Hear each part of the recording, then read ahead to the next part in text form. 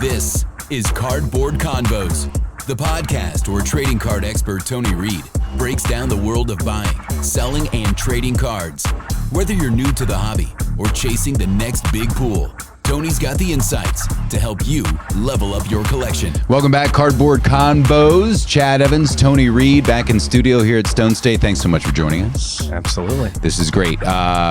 We've been away for a little bit. We haven't been as consistent. It's the holidays. Consistency is key. Consistency is key, but we did have an excursion that we had the big giant video crew come out and film.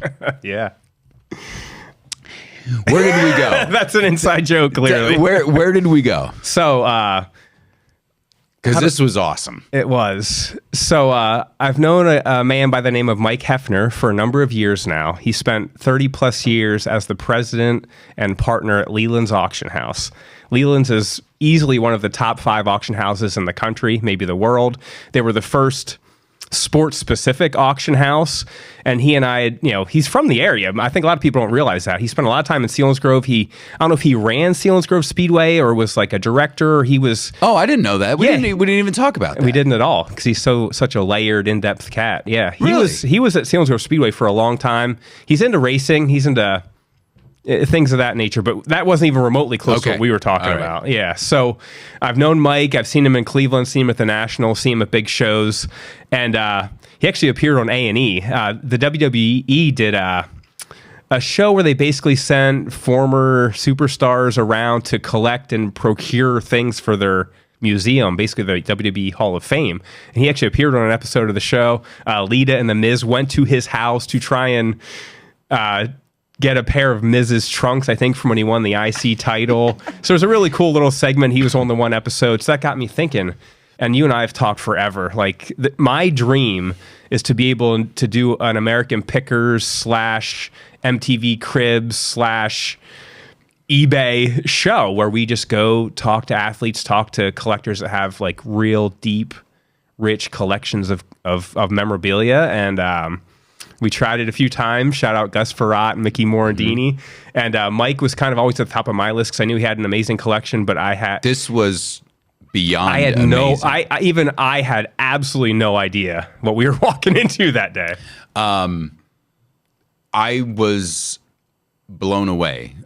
We won't talk too much about it because we're going to put together this little piece about Mike and his collections that he has in his basement. So basically, Chad and I made the trip eastern Pennsylvania, and like I said, we don't want to give too much away, and people say, "Oh, mind blown," the overused terms and phrases.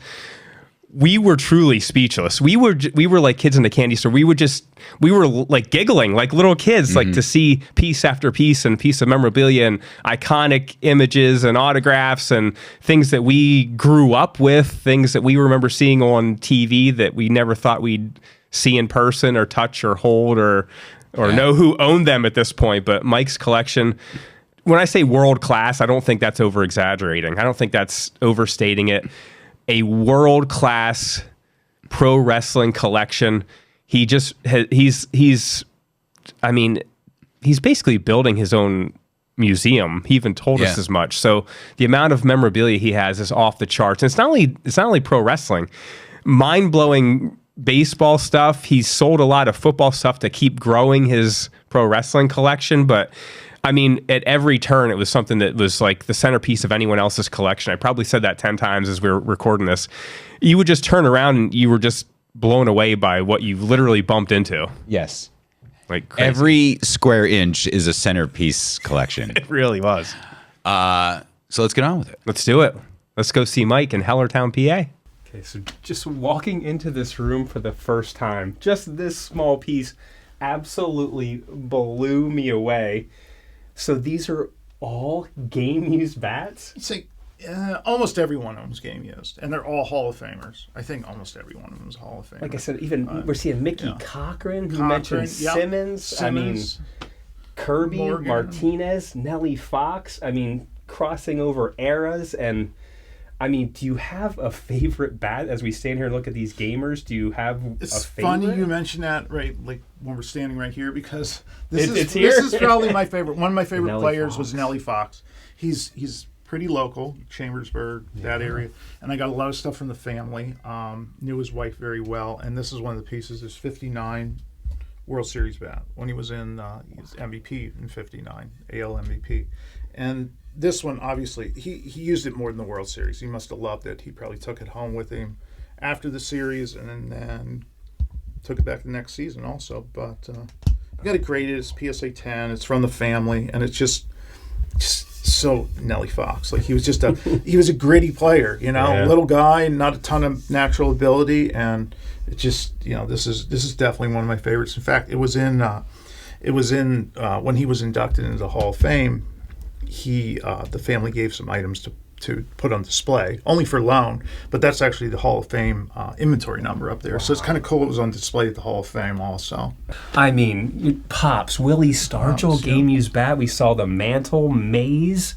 I mean, this is literally, Pete Rose, a who's who of baseball history. Pete Rose was one of your guys, and I said, I've been to Cooperstown. This like, you walk into Cooperstown, the Baseball Hall of Fame, and this is a display worthy of Cooperstown, truly. Some really cool stuff. Some of it I got right from Pete.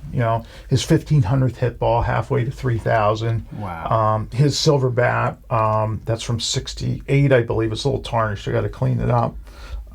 His hat from '66. His jersey from '68.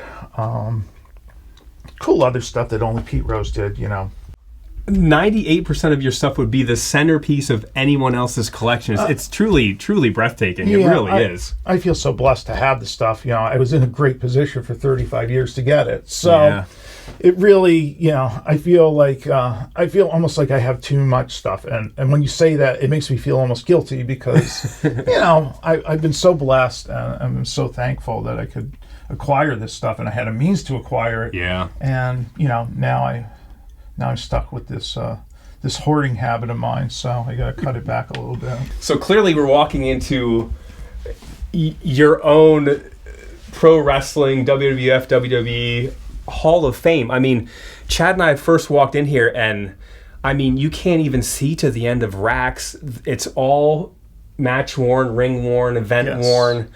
I mean, I truly don't even know where to start. I mean, obviously we see the Flair robe here, one of the most iconic images and items probably in wrestling history. I mean, it's my dream not my dream, I'm going to make it a reality, to open some sort of wrestling, museum. So all this stuff right now is piled in here, yes, but at some point in time it's going to be all displayed. Yeah. And I just feel like I'm keep acquiring it because I love it. That's my true love now, is the wrestling stuff. But I mean, it's just, we go through, we spend days here, but this is really good. This is interesting. Everything to me, there's a little bit of story with everything. Sure. This was Wendy Richter's, who was part of the Rock and Wrestling Connection. She helped Hogan bring wrestling mainstream, the whole MTV thing with Cyndi Lauper. But actually, I got this from Wendy, and this was made, this is paint on here, like paint. Cyndi Lauper actually made this for her to wear in the ring. So, wow. It's just cool. This is a Ric Flair robe. Yeah, he wore this for multiple years.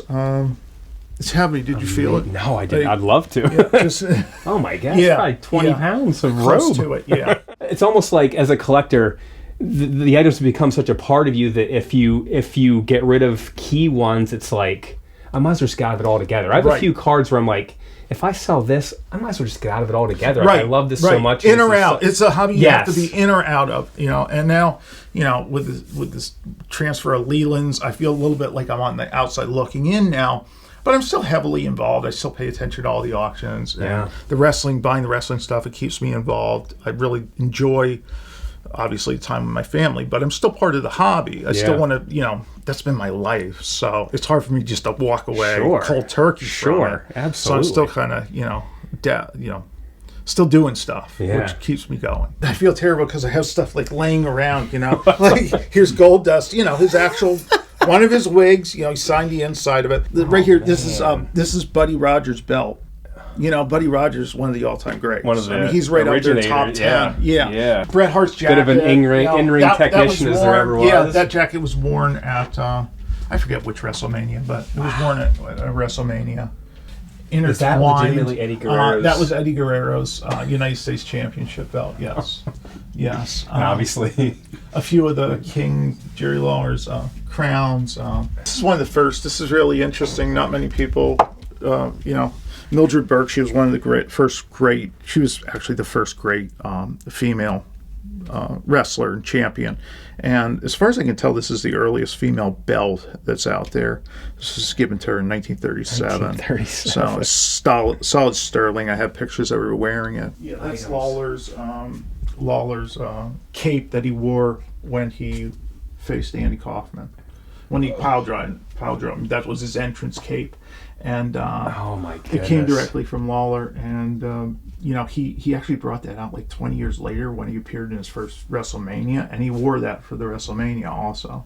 This is one of my favorite pieces. This is, and I did do a trade with WWE on this. It's a Gorgeous George's robe. Wow. So WWE has a number of his robes, but he was really the first guy to really bring wrestling. He people credit him with actually making television, because he was wrestling at the time television became a thing, and people bought televisions just to watch Gorgeous George. Which is amazing. So this was one of his robes. He had many, but I feel really fortunate. Outside of myself and WWE, I don't think anyone else has one. Maybe his family has one or two. This is a cool one. This is the one when Piper fought Mr. T WrestleMania. This was his entrance robe when goodness. When he that was WrestleMania 2, I think. 2, yes. Oh my goodness. These were originally Barry Windham's. Of course they were. And then he gave them to his nephew Bray Wyatt to use, and I have pictures of Bray Wyatt wearing these in matches when he was Husky Harris. These are Bruiser Brody's, and he's one of my all-time favorites. Love Bruiser Brody. These are all Andre. Are you serious? Andre's clothing. This is all Andre. These are all Andre's. Clothing. Yep. Andre's clothing. Oh my! A lot of them are matched. This is probably one of the most interesting ones. Oh my! Yeah, that's almost breathtaking. This was worn. This is one that was worn when he had the meeting with Muhammad Ali. So it photo matched to that meeting. But yeah, look at this, Chad. Crazy big. Andre the Giant's. That's a spinner belt there.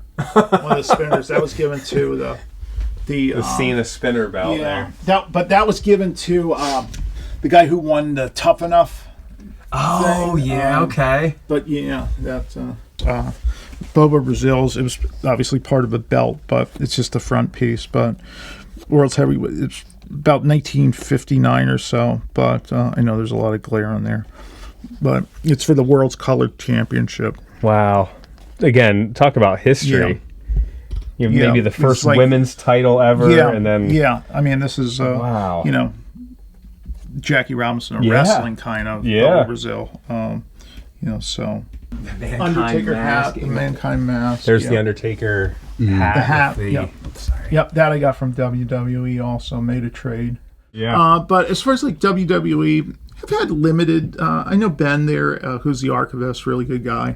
And he's asked for some things over the years to put on display when they take stuff to WrestleMania and the like, and I always oblige, and I feel like they would do the same if I had something. So, I just wish they would open theirs up to the public. Yeah.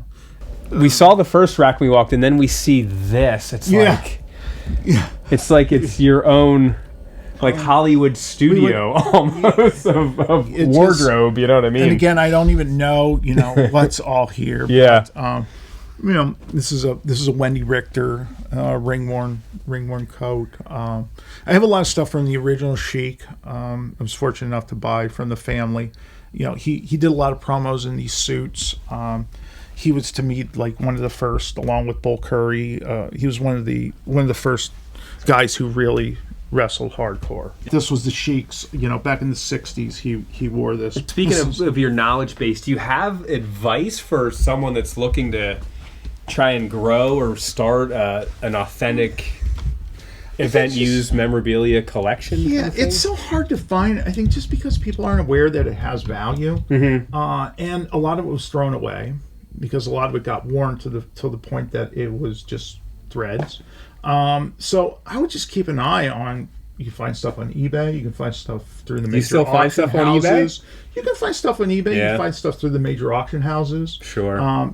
Just keep an eye out. Go to the shows. Ask the wrestlers at the shows if they have anything. I've gotten stuff that way. Yeah. Sometimes they even bring stuff along to the shows. A tote of Andre the Giant's clothing. Yeah, these are at his socks. His dress socks. Like these. I want to get these. Oh my gosh! And put like. Oh, look at the foot piece of that sock. Yeah, like they would come up to my waist, pretty much, almost. This is amazing. Yeah. He was big in Japan. Got a lot of the ASIC stuff. Well, this is actually the Sente, but those are his sweatpants.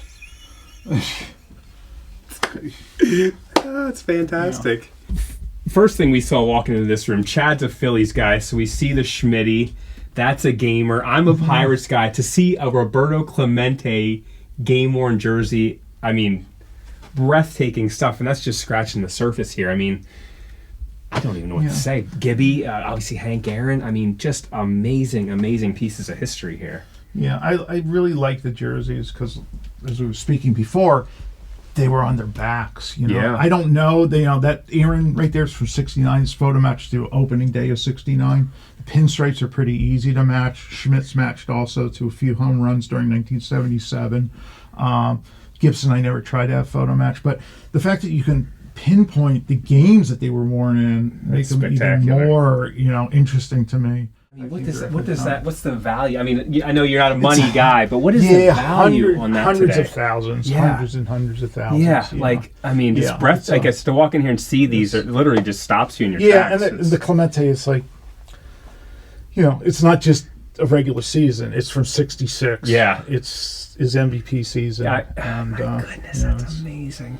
This is all game use stuff that I've acquired over the years of the game use bats. I mean, look at the names on these game use bats. You have Duke Snider, we have Harmon, we have Hank Aaron, Ernie Banks, Pete Rose, Brooks, Stan the Man. I mean, Clemente. I mean, it's literally it's Hall of Fame worthy stuff. And I've learned over the years. I mean, you only buy what's in your budget, but if you can afford to, don't buy a 7 of a bat when a 10 or 9 is available. Can we share this story real quick? Yeah. That's and this is, people say, wrestling's fake. Well, some of it's choreographed, I like to say, but a lot of it's real. So, until you think, this is from the Triple H and Mick Foley Hell in a Cell match. And there's video, Mick taking this thing up on top of the cell. And it's heavy. It's real. It's like not a prop. There are certain props, but that was not a prop. And there were shots taken with that thing by Foley and Triple H. So they put this special handle on for him to carry it up the cage. And then this is real barbed wire. And when they got on top, yes, it is. Yeah, it's real barbed wire, and there were some shots taken with this thing. And when they got up on top, they lit it, and this is like a rope, which was soaked in kerosene, which acted as a wick, kept it burning. The wood really didn't catch on fire. Actually falling apart now.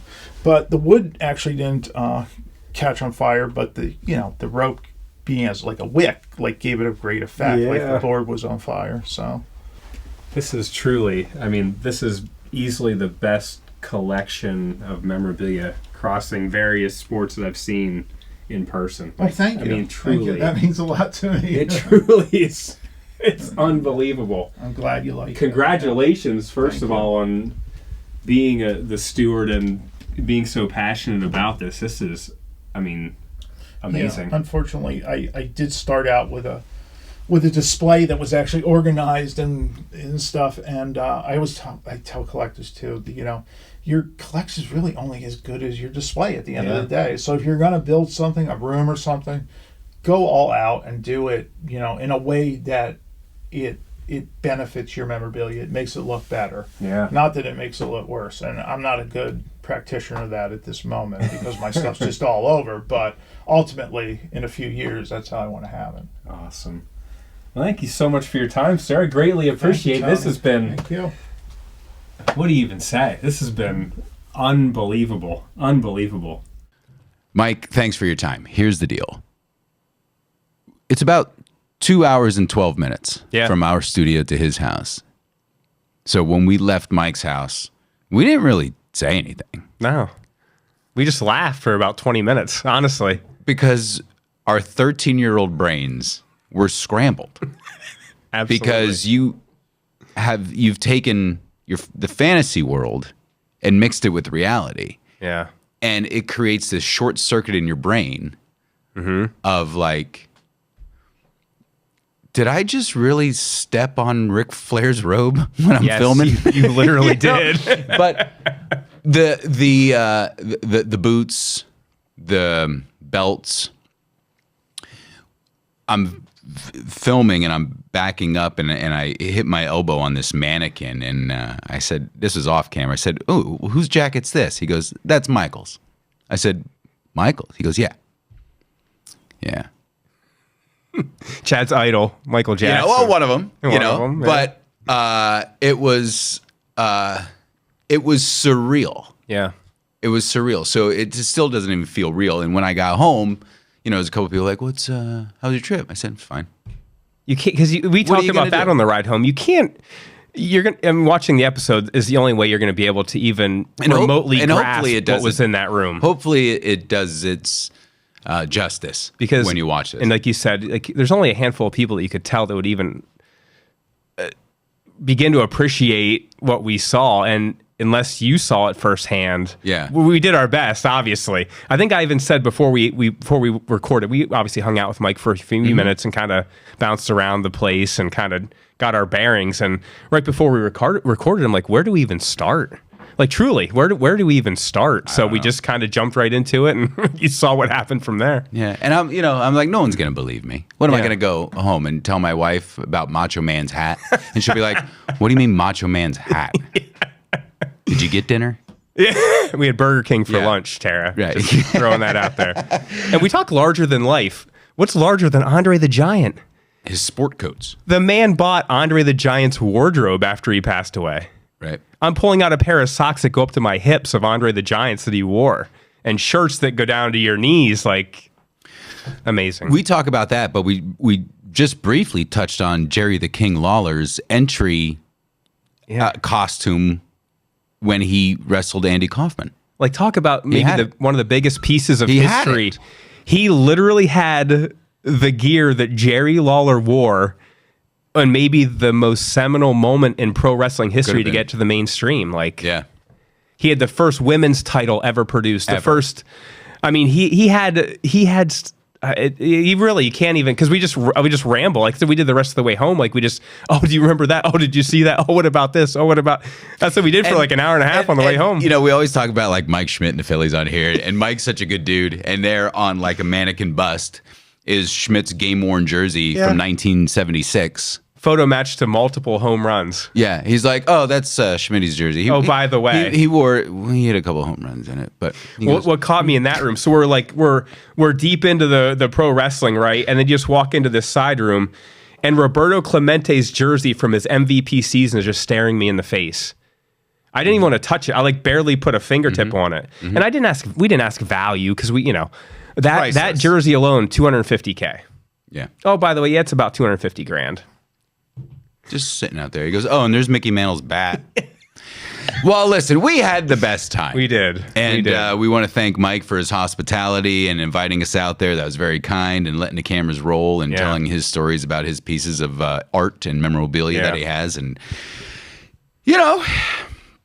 if anybody else out there wants us to come out, let us know. We'll be happy to put you on the show. We'll buy lunch. They could buy us lunch. Burger King. What's in the envelope? Yes. I'm glad you asked, Chad. Yes. What's in the envelope? This is to celebrate technically be our 6th episode. Yeah. Basically, it's my Christmas present to you. Oh, no. Yeah. Don't put me on the spot. Do it. Don't put me on the spot. Do it. My Christmas present to you. We've had a lot of sports card-related conversations, so I think I have a pretty good idea what you're into. So now, don't get too excited, but...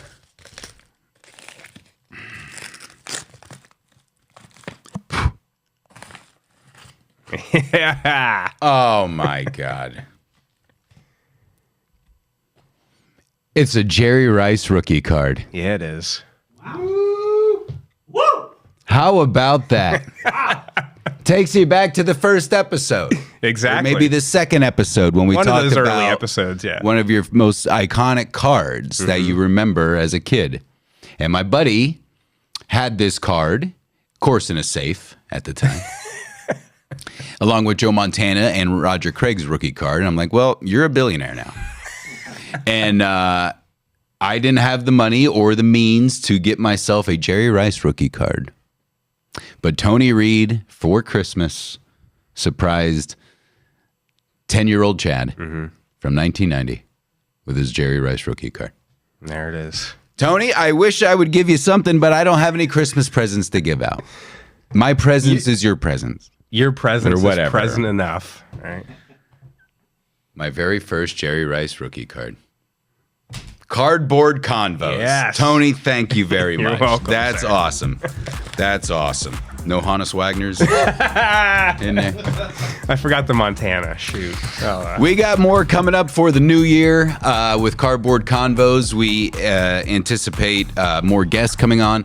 We're going to have Tony answer more of your questions that you send out through Facebook and Instagram. So keep tabs, subscribe, like our channel. We would love you for it. And listen, Merry Christmas, Happy New Year. And Tony, we did it again. Thanks so much for coming on. Love it. Thank you, sir.